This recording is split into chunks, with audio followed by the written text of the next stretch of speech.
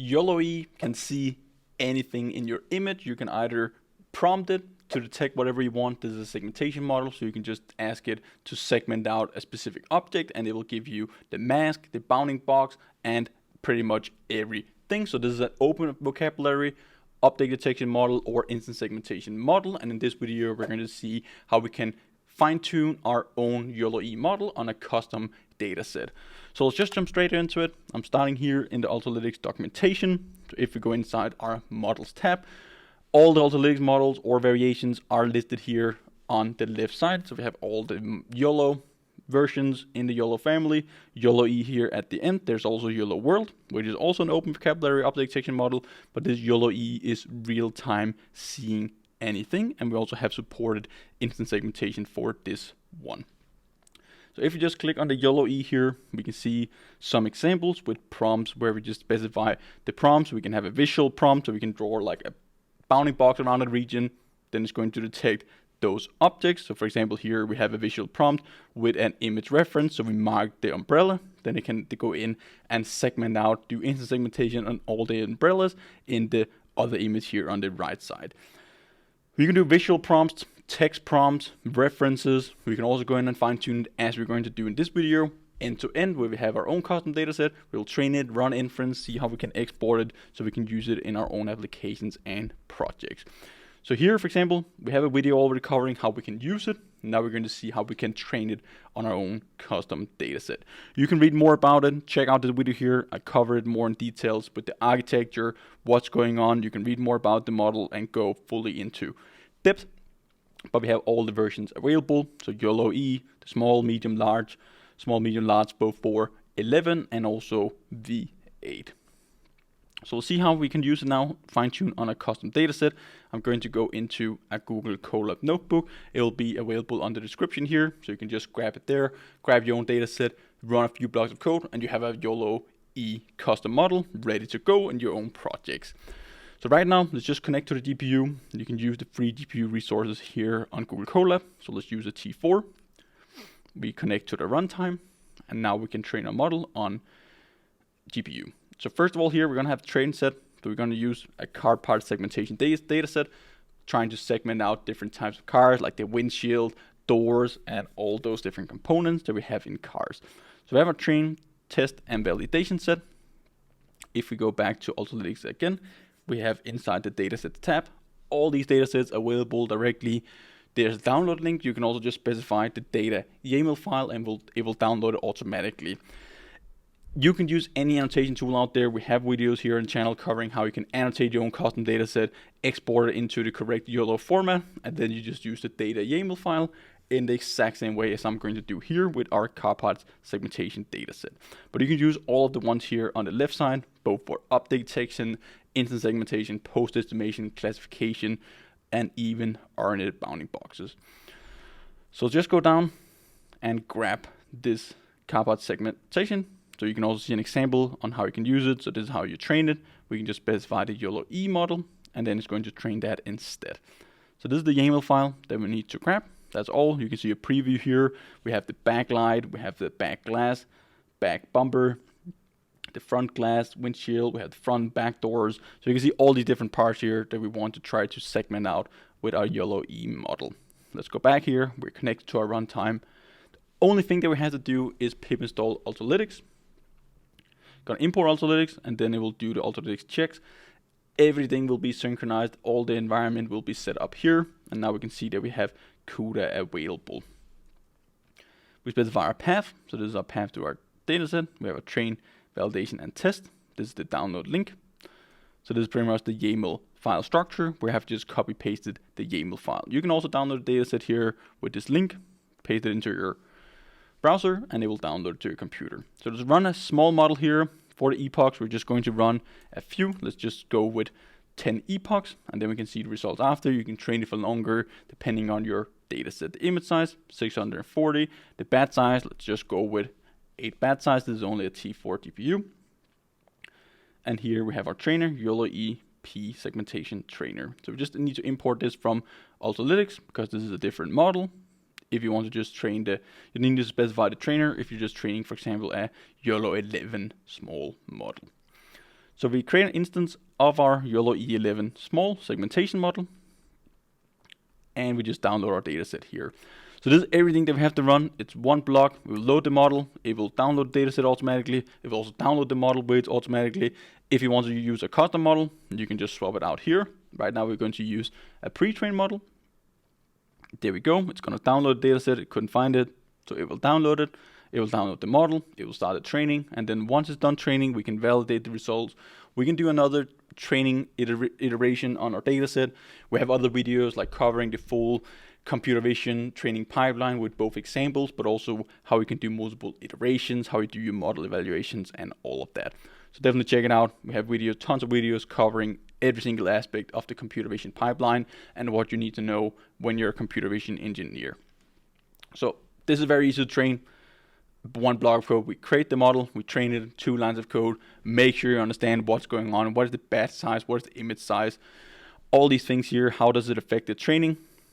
Because this is very high level abstraction, you can train the YOLO model in 5 minutes setup, then you go for a coffee, grab a coffee for 30 minutes, an hour, you have a trained model, you can start act like implementing computer vision projects after. So when you're using Ultralytics, you pretty much spend more time on drinking coffee and building use cases with the models. So see here, 1 epoch, let's just wait here. I'm going to go grab a coffee now, and then we'll come back in around maybe 20 minutes. It'll probably take 20 minutes here. The model is done training, and we can run inference and export it after. So now our model is almost done training, and while it was training, I was just grabbing a coffee. It's even too hot to sip to right now because it was running so fast, probably like 10, 12, 15, maybe maximum 15 minutes for training 10 epochs. And this is even if we had 3,000 images in our data set. So right now, let's go in and take a look at the output results from our training run. So we can go inside our runs. Here we will have all the models available, so you can download it once it's done training. So we have segment, train, you have your model weights. This is the best.pt checkpoint. And then we also have all the other, usually our confusion matrix, we have our precision recall curves, we have some validation predictions. So let's just take a look at some validation predictions. This is images that the model hasn't seen before, and we can see that we're already getting predictions. It's not going to be perfect, but we're still getting pretty good predictions even after only 10 epochs training it on our custom datasets. If we take a look at our results.png, we'll probably see that the model is not fully converged. Try to go with maybe 50 epochs, 80 epochs, maybe like somewhere in between 50 to 100 epochs is a pretty good shot. So while it's loading here, should be loading in just a second. Let's try to load it again. We can also try to load the confusion matrix here. Had this prediction. You can right click here and download the best.pt weights, and then you can use it in your own system. So right now we can see our results here. If I zoom a bit further in, we can see that it hasn't fully converged yet. It's still going up, but we have okay results here. This is actually like already a usable model, but it definitely hasn't converged yet. The losses are going down, the mean error positions and the precision recalls are still going up. We have a confusion matrix. We're mainly getting most of the values here in our diagonal. We get some mispredictions for our back bumper. So you can use the confusion matrix. It's very good to see how the model is performing on the individual classes. So yeah, we have our model here. What we need to do is basically just go in, copy the path, download it. So you can also just run the inference on your local machine. In here, we're going and grab the weights. So you could have a model.trainer save directory. We can also just copy paste in the full path here. So you need to do the exact thing. If you want to run it local, we just need to import YOLOE from Ultralytics. We have our model P that we have trained, and then we can do a prediction step after. So model P.predict, we throw in our image. This could be a video. You can specify all the different prediction arguments. We have everything covered in the documentation and also a ton of other videos. So let's run it here. Now we'll run a prediction on this image. It's going to download automatically. Now we will save the results into runs segment predict. So we have runs, we have segment, we had trained before. Now we have our predict folder, and we have our carparts.jpg image. The wheels, pretty good detections. We have our front left. That's also correct. Let's see, what is this car here? Is a Mustang or some other cars? Oh, it doesn't look like a Mustang. Maybe we have the right mirror. This is actually the left mirror, and the left mirror here, depending on what angle you're seeing it from. The front glass, front bumper, already very good detections directly, even after only 10 epochs and 15 minutes of training. Imagine how much it learned while I was just out there grabbing a coffee. And now the last step here is how can we export the model when we want to run it into production. Like, we have full videos covering every single step in the export pipeline,